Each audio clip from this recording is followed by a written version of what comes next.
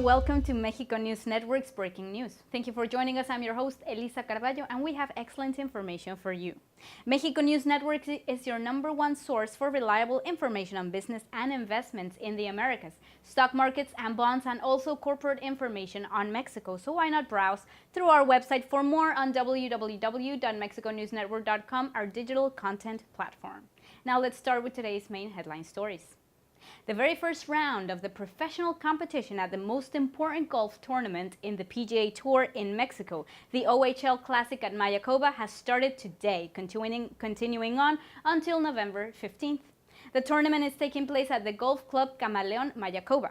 This year's tournament will have a significant number of national and international golfers participating during these days, having the gorgeous Mexican Caribbean as its main setting.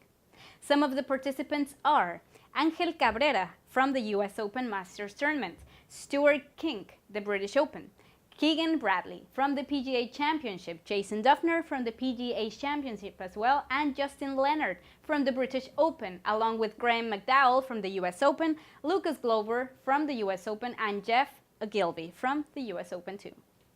7 out of the 8 tournament champions return for this year's event. These are Fred Funk from the year 2007, Mark Wilson from the year 2009, Cameron Beckman from the year 2010, Johnson Wagner from 2011, John Hugh from the year 2012, Harris English from 2013, and Charlie Hoffman, champion of the 2014. Now this last one making his triumphant comeback to defend his titles and also try to become the very first champion in the history of the tournament to win 2 tournaments in a row ever since its inception in the year 2007. Remember, Mexico News Network will be covering the entire event, so don't miss a thing and stay informed on our website. Moving along to more information, some days ago the World Bank named Mexico as the best economy in Latin America to do business in. During the very first quarter of 2015, foreign direct investment in Mexico has shown a steady record high. The Mexican economy is the largest contributor of growth in Latin America, mainly because during the last 6 years it's created over 1.6 million jobs. President Enrique Peña Nieto said that annual inflation in the country has registered a very low record for the 5th consecutive month. The Mexican crops and fields industry has also regained its strength and therefore contributed to the growth of the nation, registering exports of over $12 billion last year, 2014, which is a solid 12% growth in comparison to the year 2012. Now, Mexico is currently one of the 10 most visited countries in the world, and these accomplishments allow it to be possible to generate a better quality of life for its people and also establish a very solid and consistent business platform for foreign investors. In more news, the gas pipeline project that means to connect Mexico to Central America has been in development for some time now, and it wasn't until a few days ago that it finally saw the light. The construction of the pipeline is scheduled to kick off in 2016 and start operating fully by the year 2019.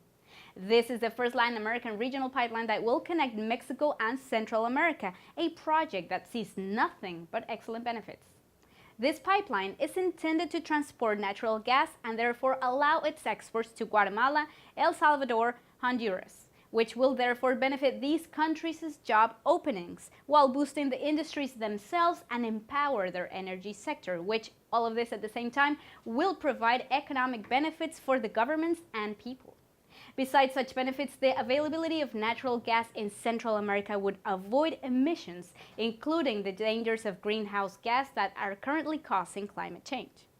By doing all of this, the Central America's Northern Triangle countries will be able to depend less on electric energy provided by fossil fuels and have a cleaner electric consumption and production, as well as reducing electric bills costs in industries, in the service sector, as well as homes. In order to get this done, the Central America's Northern Triangle countries faces 2 challenges according to the ECLCAC specialist. Number 1, the development of a modern regional legislation that will encourage the regional investment in pipelines, reception terminals, and electric plants. The second one is the scheme that will allow the making of a multinational company that will join the forces and investment of the countries involved within the development of the first Latin American regional pipeline. Don't go anywhere. We'll be right back with more information on Mexico and the world after these few messages.